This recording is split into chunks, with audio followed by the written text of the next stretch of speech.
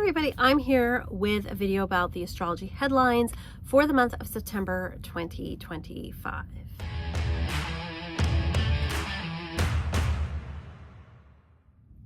So welcome to my channel. If you're new here, I'm Lou, also known as the Rocker Witch. Also, thank you to those who are returning. These astrology monthly videos are not my most popular videos, but the people who like them really like them. So thank you to those of you who do watch these.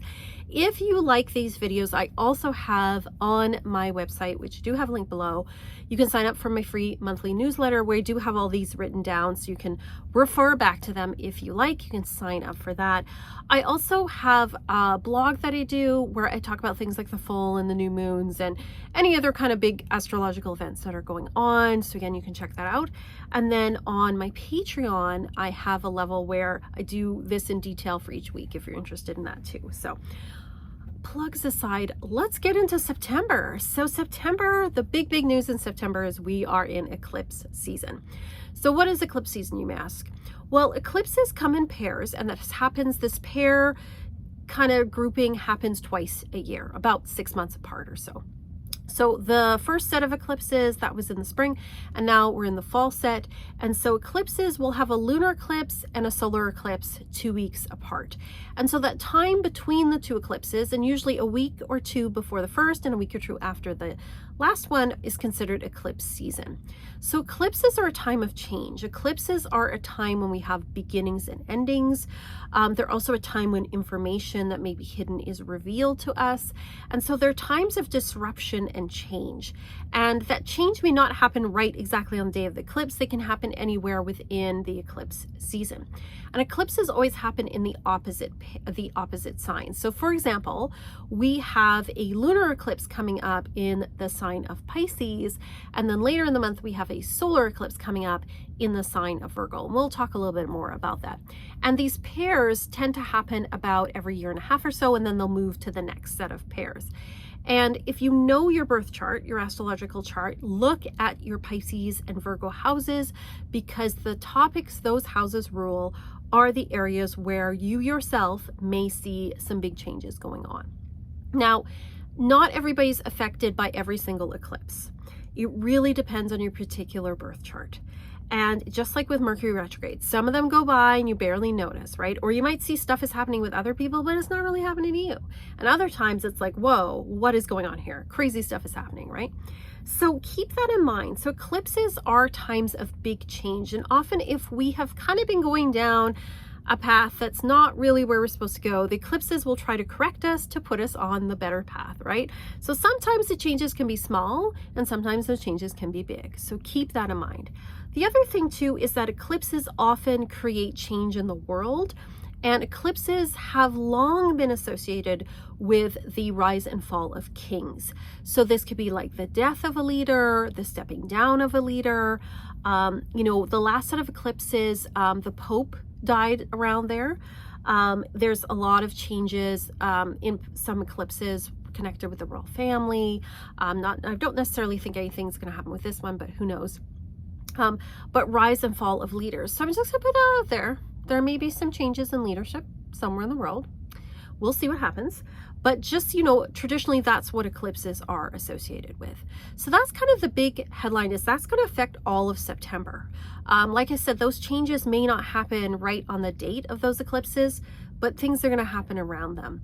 So keep that in mind as you go into September. So I'm going to start at the top, work my way down. These are just the major headlines. Again, like I said, if you want more details, like the weekly, daily stuff going on, you can, like I said, check out the Patreon for that. All right, so on Monday, September 1st, so right on the 1st of September, we have Saturn going retrograde in the sign of Pisces. So the outer planets retrograde is where something appears to go backward in the sky. It doesn't really, we know this scientifically, but because we're moving at different speeds, it appears that way. The outer planets going retrograde, we don't tend to feel as much in our lives unless it's like touching a point on our chart, but we do tend to notice them more in the outer world. And the outer planets, we tend to see that more in the news. So Saturn's been retrograde for a while, but he's been in Aries since spring.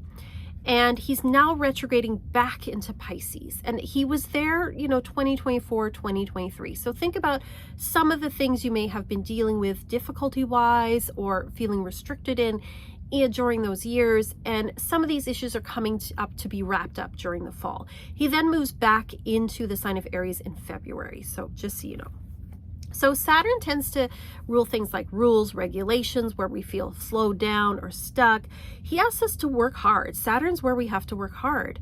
And he's going back into Pisces. And Saturn in Pisces tends to be, I call it sad poet energy. We tend to be more melancholy, a little more maybe introspective about things, really into our feelings. Good for creative imagination. Like if you are getting organized for something creative, it is very good for that. But it can make us feel a little melancholy and sad poet-like.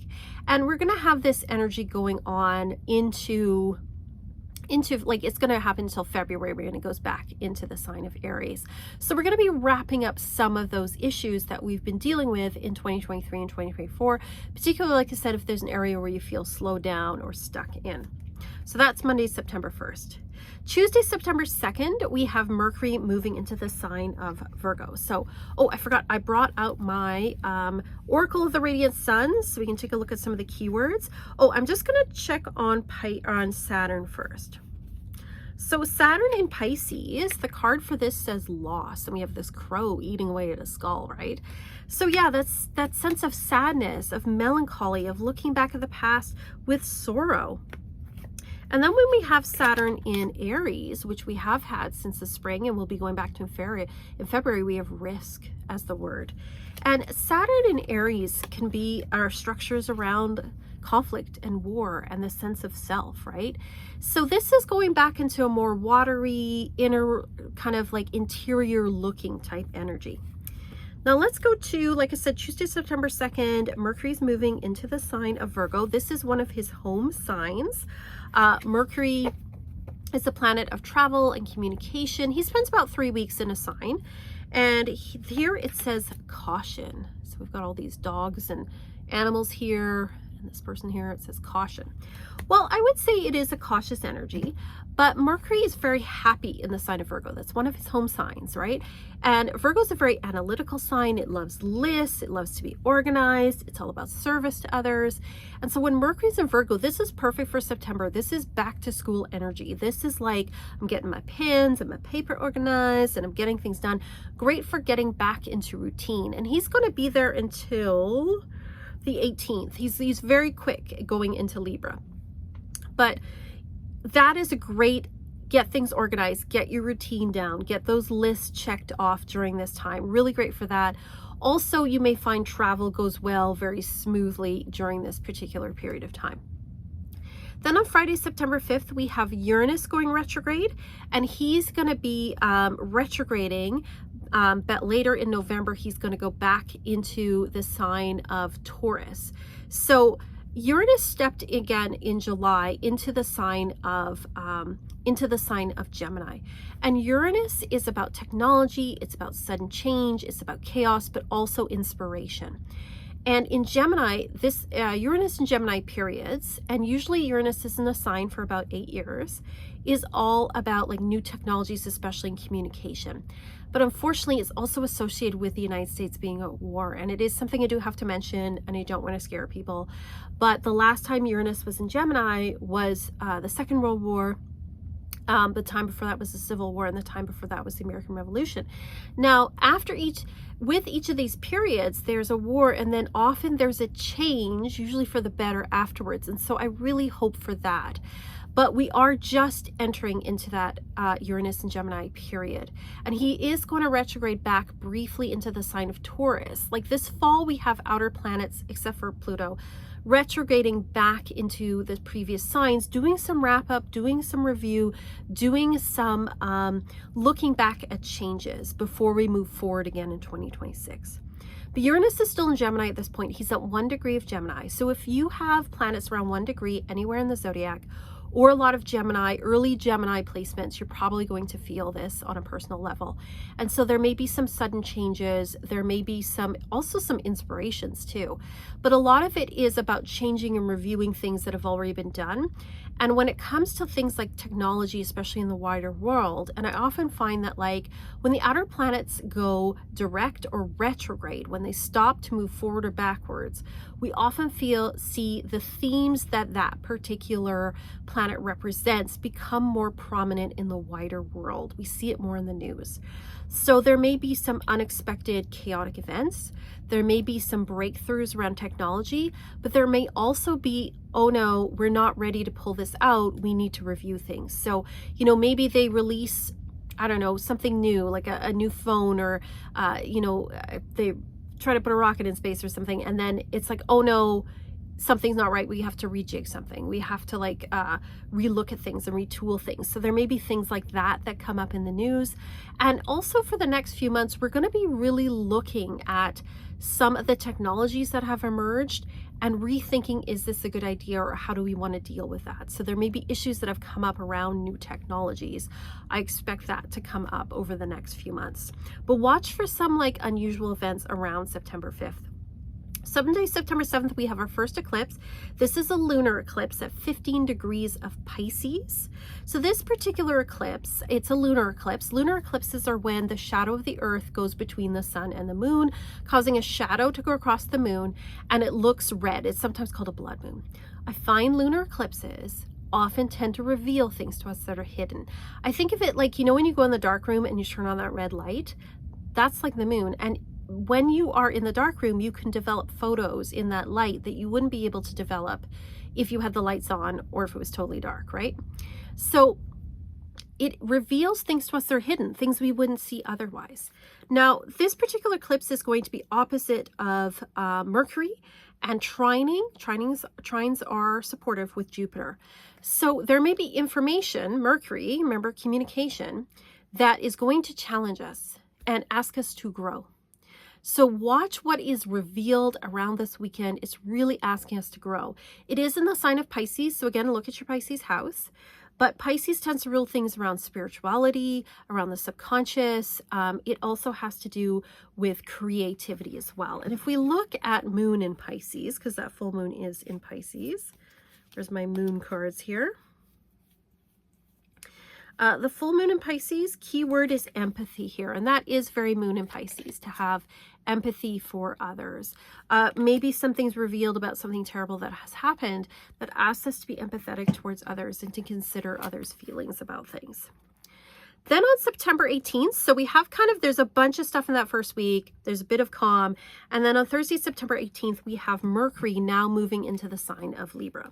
So again, Mercury is travel, it's communication, it's the way we're thinking about things. And Mercury in Libra, it tends to be about balance, about harmony, about wanting to get along with others. It's a very diplomatic energy. And it's one where we don't like conflict. That's the bad part, is we can be a little passive aggressive, or we can tell people what they want to hear because we're afraid of conflict. But it is really good for one-on-one conversations and also diplomacy and partnerships and getting along with others. And here we have the word influence. It's interesting we have the snake here, because it can be that like maybe we're not telling the whole thing, right? And this kind of is like, oh, Adam and Eve and the influence of the snake on Eve and Eve on Adam and things. We have to make sure we're influencing people in good ways, right?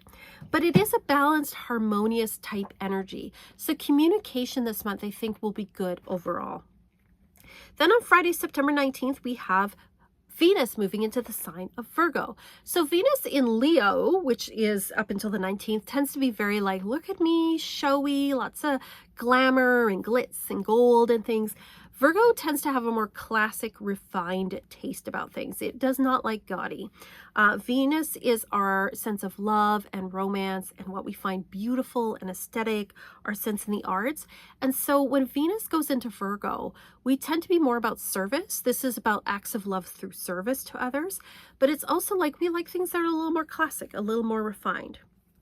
So Venus in Virgo, the key word here is discrimination.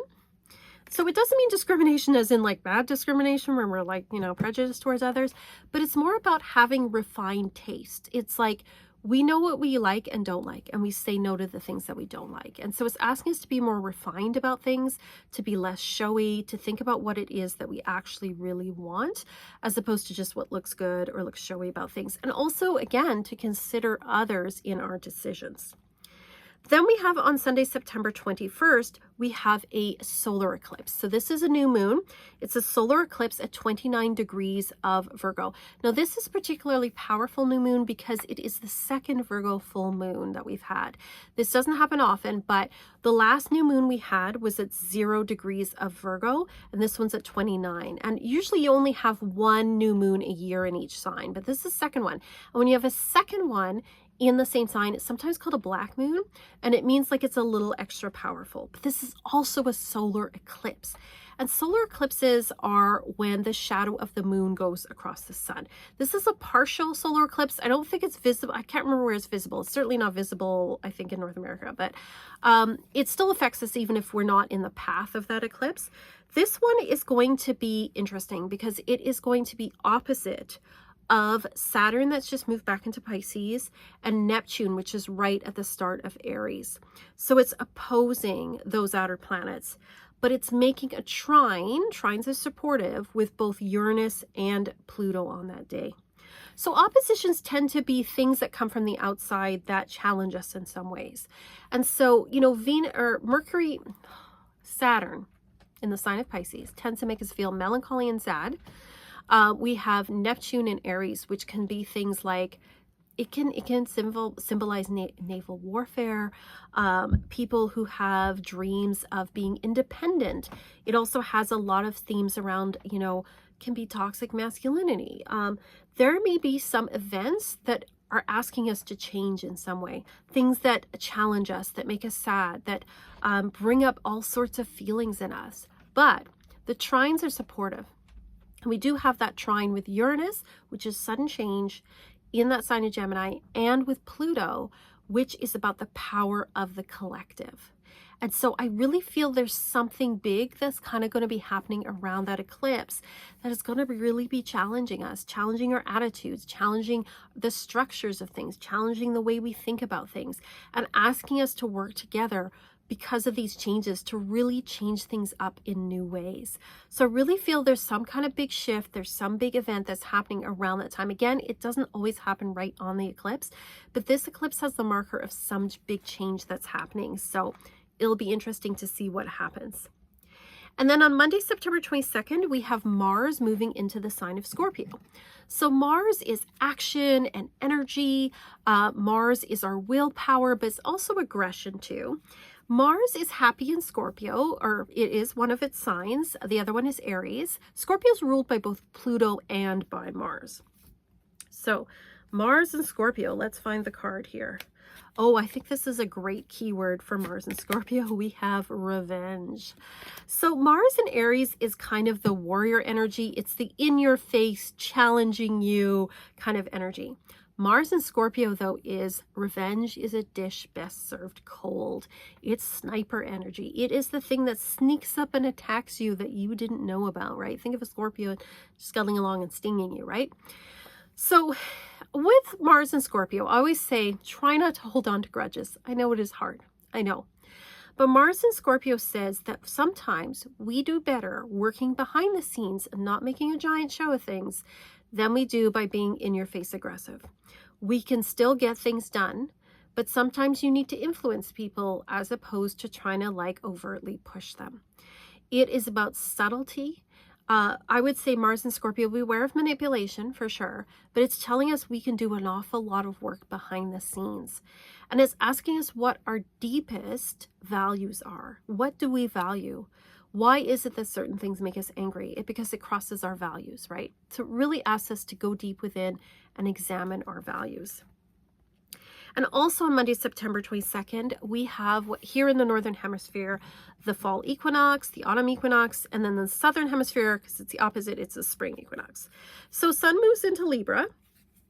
And so where are we here with our Sun?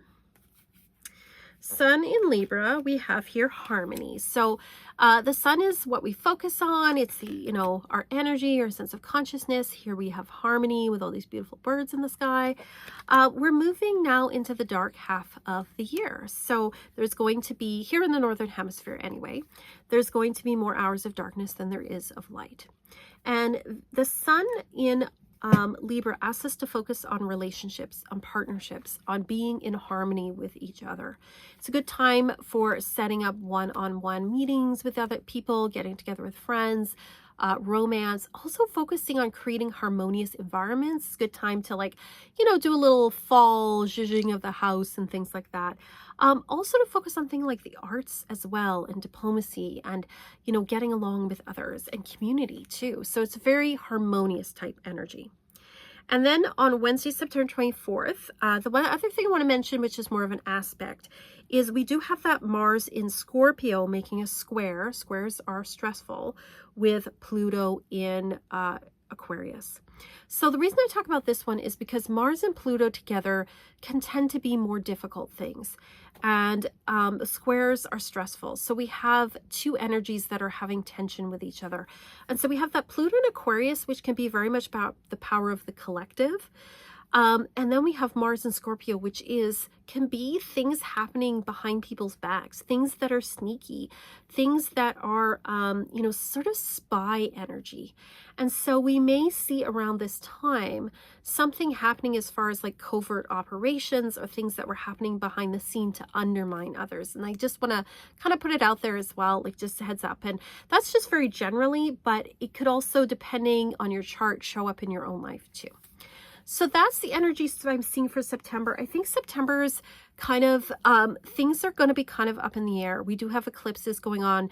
Again, lunar eclipses tend to reveal things, and then solar eclipses bring change. And I do feel like there is a lot of energy around something very disruptive around that solar eclipse in the middle of the month. I do feel like it is great this month for getting organized, for back to school, for getting along with others. Like in our own personal lives, we may see a little more harmony. I just feel like there may be some chaos going on in the world this month, but you don't have to be an astrologer to see there's a lot of chaos going on in the world. So I am sending you all so much love. Thank you for being here. Thank you to my patrons. You guys are amazing. If you're interested and you want to check out my Patreon, of course, you can check that out. I also have readings on my Etsy shop. But just thank you for being here. Thank you for comments and all your support. And as always, I'm sending you peace and love.